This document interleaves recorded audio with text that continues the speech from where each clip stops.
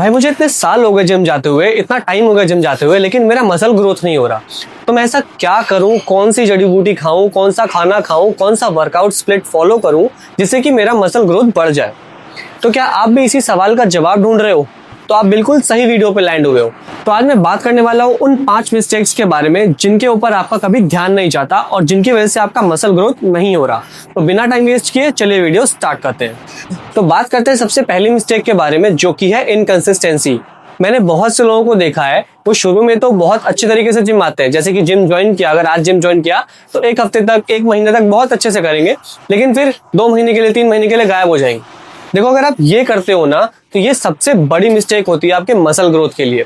जो भी आपने प्रोग्रेस की है उस 1 महीने में, जिस महीने आप जिम गए, वो सारी लॉस हो जाती है, वो सारी स्ट्रेंथ जो आपने गेन करी है वो खत्म हो जाती है। तो दोस्तों, इनकंसिस्टेंसी एक बहुत बड़ा कारण है जिसके वजह से आपकी मसल ग्रोथ नहीं हो पाती, आपकी हाइपरट्रॉफी ब्रेक हो जाती है और मसल ग्रोथ में उतना पॉजिटिव इंपैक्ट आपको नहीं मिलता। तो आपको इनकंसिस्टेंसी को अवॉइड करना चाहिए, आपको रेगुलर बेसिस पे जिम जाना चाहिए ताकि आपकी मसल ग्रोथ जो है वो बहुत बेहतर तरीके से हो सके और आपको अच्छे रिजल्ट्स मिल सके। चलते अपनी नेक्स्ट मिस्टेक की तरफ। तो दोस्तों, हमारी दूसरी मिस्टेक है taking workout as a burden. इसका मतलब ये है कि बहुत से लोग आते हैं जिम में जो कि वर्कआउट को as a burden, as a बोझ फील करते हैं कि जिम जाना है, वर्कआउट करना है, तो उनका मुंह सा बन जाता है और उनका मन नहीं करता है वर्कआउट करने का, लेकिन फिर भी वो जबरदस्ती आते हैं, करते हैं, जो कि अच्छी चीज है।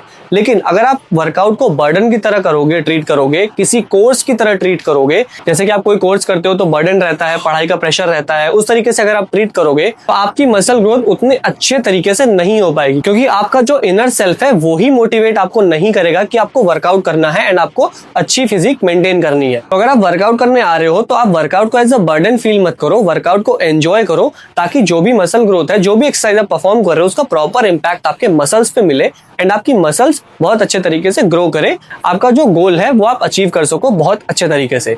चलते हैं अपनी नेक्स्ट मिस्टेक की तरफ। दोस्तों, हमारी जो अगली मिस्टेक है वो है not following a proper diet.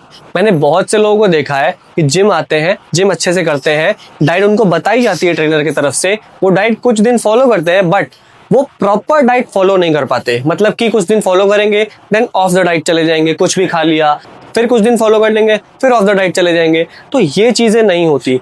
देखो, अगर आप वर्कआउट कर रहे हो तो वो आपके गोल का 50% है, डाइट आपका 25% है एंड रेस्ट जो है वो 25% है।